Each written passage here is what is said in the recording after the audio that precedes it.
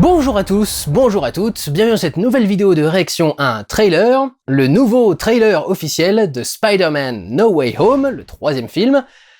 Peut-être qu'enfin on va voir Tobey et Andrew et que vous allez arrêter de nous casser les couilles avec ce truc. Vous avez vu ma réaction sans doute au premier teaser, je suis pas du tout hypé pour ce film, parce que c'est bien de faire revenir les anciens Spider-Man, mais si c'est pour mettre la qualité d'écriture des Spider-Man actuels, je préférerais encore qu'on évite. Si c'est récupérer des vieux trucs pour faire de la merde avec, ça sert pas à grand chose. Pour l'instant, je sais toujours pas comment s'annonce exactement cette histoire. On a plusieurs personnages plusieurs théories par rapport à Doctor Strange par exemple, qui sont en train de naître. On a des théories par rapport aux personnages, aux différents ennemis qui sont opposés au Spider-Man. Apparemment, il y en aura plusieurs ici, notamment le bouffon vert qui est apparu sur une des affiches. Peut-être Venom, qui a été plus ou moins aperçu. On sait pas si c'est lui ou c'est le lézard, ou qui a été plus ou moins teasé aussi à la fin d'un autre film. Donc, voyons voir ce qu'il en est. C'est parti tout seul, j'ai tapé trop fort avec Ever since I got bit by that spider, I've only had 1 week where my life has felt normal. That was when you found out.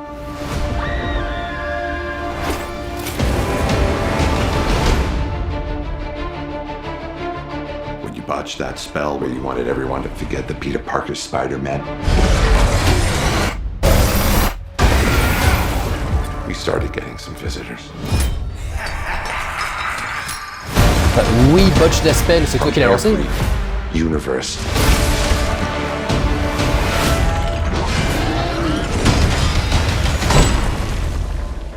Hello, Peter.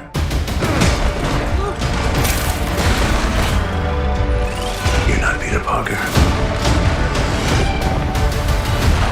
I'm sorry, what was your name again? Dr. Otto Octavius. Wait, no, seriously, what's your actual name? There are others out there. We need to send them back. So, Scooby-Doo this crap. Ça ressemble à la blague qu'il avait fait dans le film Avengers. C'est Ah, on utilise nos noms inventés, donc bah, du coup je suis Spider-Man. Ça parle d'être un méchant Star Strange. You're flying out into the darkness to fight ghosts. What do you mean? They all die fighting Spider-Man. It's their fate. I'm sorry, kid. Yeah, me too. Don't.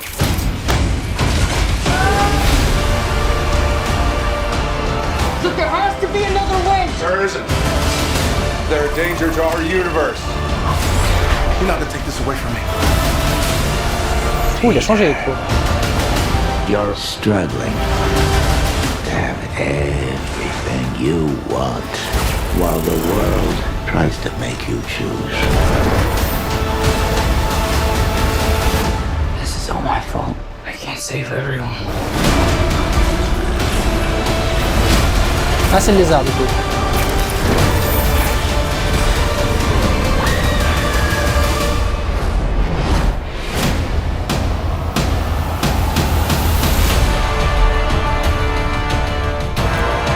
Ils ont toujours pas mis les deux autres. What's happening? They're starting to come through, and I can't stop them. December 17th, exclusively in movie theaters. Tickets on sale November 29th. Spider Monday. Ils sont toujours pas dedans. Mais apparemment, c'est un débat en fait. Chez Disney et Sony en ce moment, c'est est-ce qu'on les montre s'ils y sont? On n'est toujours pas sûr au final, hein, c'est toujours que des rumeurs. Mais s'ils y sont, ils se disent est-ce qu'on les met dans la bande-annonce ou est-ce qu'on les garde du coup comme récompense pour les spectateurs qui vont voir le film? Parce que faut pas toujours jeter toutes tes cartes dans la bande-annonce du coup. Donc c'est peut-être aussi pour ça qu'ils les montrent pas, mais ils ont déjà montré les méchants quoi, la moitié du chemin est fait, à moins que les méchants soient toujours incarnés par les mêmes acteurs dans toutes les dimensions de Spider-Man, mais on a déjà vu qu'il y avait d'autres acteurs qui venaient d'autres dimensions, qui avaient pas les mêmes gueules, etc., notamment avec le truc de Quicksilver. Donc allez jusqu'au bout quoi, montrez-en au moins un des deux quoi, soit Tobey soit Andrew, mais les gens ils vont commencer à péter un câble avec ça.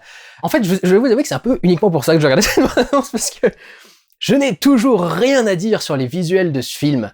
C'est les visuels lambda du Marvel Cinematic Universe, c'est-à-dire quelque chose de très désaturé, où il n'y a pas grand-chose. Regarde, c'est juste lui avec un fond noir et genre une loupiote dans un coin, quoi. Il y a rien de plus vide visuellement, il y a rien de moins intéressant à analyser, quoi, avec cette petite lumière qui débarque sur le dessus, qui ressemble à rien, enfin tu sais pas trop pourquoi est-ce qu'elle est là.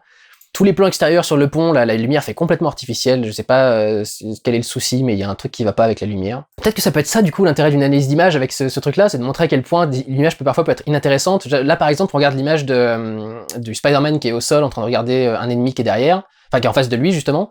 On a juste une lumière qui vient du méchant, le décor autour, il y a aucune personnalité, c'est un bois, c'est une forêt, quoi. Il y a 3 arbres qui se battent en duel dans un côté du cadre, le reste c'est sombre et on voit rien, il y a du gazon par terre, il y a une brindille qui est devant une jambe, là.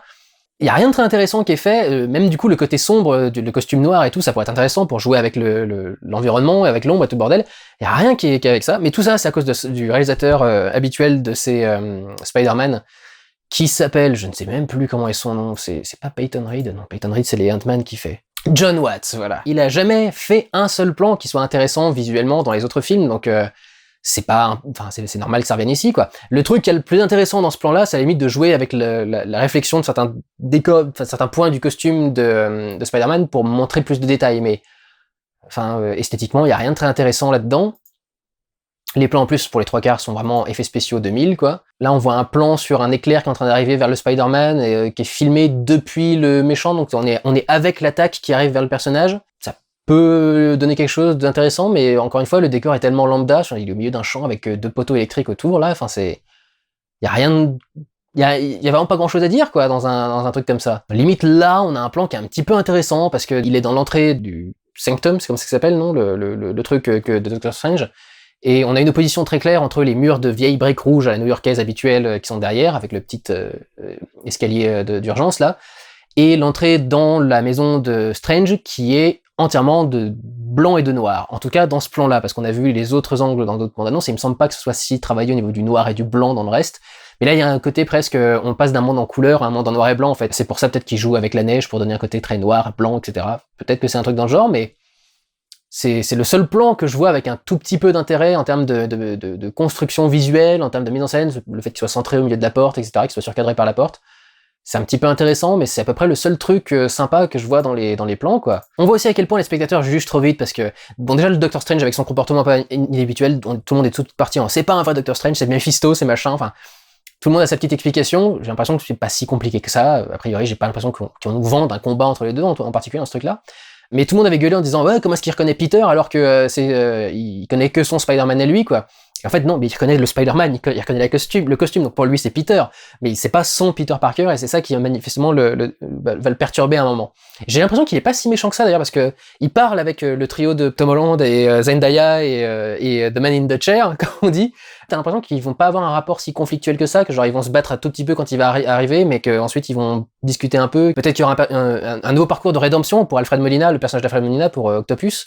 Parce que c'est aussi quelque chose que les gens avaient beaucoup critiqué. Si on l'a téléporté ici, juste après qu'il ait fait disparaître le soleil dans le Hudson River, je crois, à New York, à la fin du Spider-Man 2, en principe, il a eu une rédemption, il est pas censé être aussi méchant que ça. Donc c'est un peu particulier qu'il l'attaque, mais du coup, si après, ils vont sur un scénario où il est plus sympathique et il essaie de l'aider, par exemple, à résoudre le problème, ça pourrait être intéressant.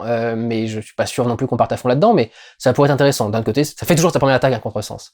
Mais ça peut être quelque chose de travailler à ce niveau-là. Pourquoi tourner cette scène en dessous d'un pont ? La lumière qui débarque du coup est pas belle du tout, ça fait pas un environnement très sympathique pour avoir une scène qui se déroule, c'est vraiment les environnements les plus lambda et les décors les moins intéressants que j'ai vus du MCU, c'est dans ce truc, qu'est-ce que c'est que cet environnement pour faire une discussion, quoi, ou à la limite, le faire autrement, cadrer un plan large avec les piliers du pont qui découpent l'image derrière, jouer sur un côté eux qui sont sombres avec le ciel derrière qui serait plus éclairé, etc. Mais là, c'est un lambda ce plan, putain. Ici, par exemple, c'est intéressant si on le compare au plan qu'il y a dans Les Éternels. Les personnages ici, c'est clairement ils ont chacun un spot sur la gueule, quoi. Vous voyez, même s'ils sont censés être dans une certaine pénombre, vous voyez bien que leur visage il est tellement parfaitement éclairé, on distingue parfaitement le bord des lèvres, le bord du nez, les différentes arcades, etc. Le décor du fond est vachement lumineux, donc tu dis. Il est plutôt lumineux. Donc il devrait ramener un tout petit peu de lumière vers eux. Il y a une lumière qui vient de là. Et pourtant, bizarrement, toute la lumière vient de face, direct. Peut-être que dans le contre-champ, il y a quelque chose qui les éclaire. Pas du tout, c'est encore plus sombre que le reste. Donc je sais pas d'où vient cette lumière sur eux, qui est aussi derrière Octopus, d'ailleurs. C'est marrant, vous voyez, il a le visage qui est éclairé comme ça de ce côté-là, mais en même temps, il a une ombre qui part devant lui. Cette lumière a pas de sens. Là, c'est pareil, tu pourrais avoir des lumières qui sont un peu plus intéressantes avec autant de voitures de flics, et au final, il y a du jaune qui débarque sur toute la pièce, enfin sur toute la scène, et d'un seul coup t'as un rehaussement de lumière violette qui débarque sur le côté. Je suppose que c'est le mélange du bleu et du rouge des phares de flics, mais du coup là ça fait vraiment violet, c'est pas alternance de bleu et de rouge, ça fait juste violet. Et c'est tellement juste une micro-touche de violet au milieu de l'image par rapport à tout le reste qui est jaune verdâtre. Enfin, ça développe même pas une esthétique, quoi. C'est juste, on a foutu une lumière différente quelque part, mais c'est le plan, il a pas de construction intéressante, il y a pas de direction de la photo là-dedans. Putain, c'est une catastrophe. Vas-y, il y a un léger plan en silhouette qui joue avec la silhouette à la fois de Spider-Man et des câbles électriques au-dessus du truc. Il y a un petit côté un peu 2D qui peut rappeler un peu le dessin du comics, qui peut rappeler l'animation des dessins animés, mais même ça, c'est pas extraordinaire quoi comme décor. Si on était dans un film japonais, il nous ferait un truc extraordinaire avec tous ces câbles électriques et tous ces pylônes, etc. Mais on est dans un film américain, donc on sait pas utiliser ce genre d'environnement et ce genre de décor pour faire quelque chose d'intéressant. On n'a pas les mêmes types de pylônes électriques qu'au Japon aussi. Ils ont beaucoup plus de câbles qui vont dans tous les sens dans leur truc. Je sais pas, ça me paraît un plan un peu lambda. Je sais pas quel est le sens, par exemple, que pourrait donner ce plan. Pourquoi est-ce qu'il est filé en silhouette à ce moment-là? J'ai l'impression que c'est plus ou moins avant ou après le combat avec Electro. Donc qu'est-ce que ça veut dire sur lui? Je sais pas, ça m'a pas l'air très profond ou intéressant. Même ces plans larges là, il y a rien qui est vraiment vendu avec ce plan sur la ville, il y a pas de construction particulière, on essaie pas de trouver un angle intéressant pour jouer avec les bâtiments qui sont à côté. On joue à peine avec les lumières des différents décors, enfin des différents trucs, tu vois. Bah, par exemple, l'électricité d'Electro est devenue jaune maintenant dans ce film-là, alors qu'elle était bleue du coup dans la version Mark Webb, Amazing Spider-Man. Ça pourrait être un jeu intéressant du coup de jouer avec les éclairs bleus par rapport à tous les éclairages jaunes de la ville qui est derrière, ou à l'inverse, traitons les éclairages de la ville de façon particulièrement bleue, comme si c'était de la LED un peu partout, et puis mettons du coup les éclairs jaunes au milieu pour faire un petit contraste, une petite différence quoi. Mais là, enfin c'est juste filmé pour qu'on ait la scène où il y a l'action au centre de l'écran et pour qu'on ait... En fait, je pense que la plupart des trucs de John Watts sont faits comme ça, c'est tout doit être au centre de l'écran parce que comme ça, t'as rien à suivre au niveau du regard. C'est quelque chose qu'avait également fait Mad Max Fury Road. Concentrer toute l'action au centre de l'image pour que, grosso modo, ton regard puisse rester concentré sur le milieu du cadre et que l'extérieur devienne pas une composante trop importante du cadre. Mais il y a au moins une composition intéressante de base dans ce cadre avant de concentrer ton attention au milieu dans Mad Max Fury Road. Là, c'est juste... On sait qu'on veut que le milieu soit ce qui est intéressant, et du coup le reste du décor, en fait, on en a rien à foutre de comment c'est géré par rapport au cadre. On aurait pu avoir les bords des immeubles qui sont parallèles au cadre, etc. Enfin, on aurait pu faire tout un tas de plans pour le rendre plus intéressant. On a juste pris, bah non, on va mettre un drone ici, puis on va filmer vers là, parce que c'est là qu'il y a l'action.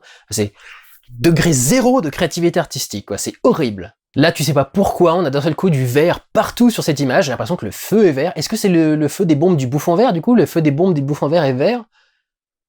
Est-ce que peut-être chaque méchant va avoir une couleur particulière et du coup lui va avoir des bombes vertes, Octopus avec ses tentacules, il y a l'œil rouge qui est au milieu, donc est-ce qu'il va être symbolisé par le rouge, etc. Peut-être que chaque méchant a une couleur particulière, mais je trouve ça très particulier dans cette image-là justement, vu à quel point le reste du film est creux et plat et rien d'intéressant, d'un seul coup ce décor éclairé en vert avec peut-être des flammes vertes au milieu, ça fait tellement créatif d'un seul coup au milieu, ça colle pas presque. Plusieurs scènes avec le MacGuffin du film, manifestement, cette espèce de cube qui contient peut-être l'accessoire qu'il a utilisé pour lancer son sort, qui a changé les dimensions, qui est peut-être un truc plus important, mais ça va être l'objet magique quelconque numéro 18 du MCU qui va servir pour ce film-là et dont on parlera quasi plus jamais après. Rien que ça, ce plan où il fait sortir Peter Parker de son corps, enfin... Tu regardes le Doctor Strange d'origine, à chaque fois qu'il y a une projection astrale, il y a un truc qui est vachement intéressant qui est fait avec le décor, on essaie de le séparer du décor, même dans la traînée, le fondu qui amène ensuite au personnage, il y a quelque chose qui est vachement intéressant, où je pense aussi à la transformation de Monica Rambeau dans WandaVision, la nana qui traverse du coup le mur de Wanda et qui obtient ses pouvoirs grâce à ça, qui obtient des pouvoirs qui sont par rapport aux ondes. Et il y a tout un passage comme ça où elle avance pour essayer de traverser le mur et on voit elle à différents états différents, différentes périodes, différents costumes, différentes poses. Et là, t'as juste, t'as le Spider-Man au milieu, puis t'as l'esprit de Peter Parker qui va derrière, et t'as rien pour habiller ça, t'as rien dans le fond de l'image, c'est juste une putain de vue sur une rue bouchée par des arbres un peu partout. Il y a une lumière qui arrive depuis le bâtiment, ce qui fait que tout est plat, tout est dans l'ombre.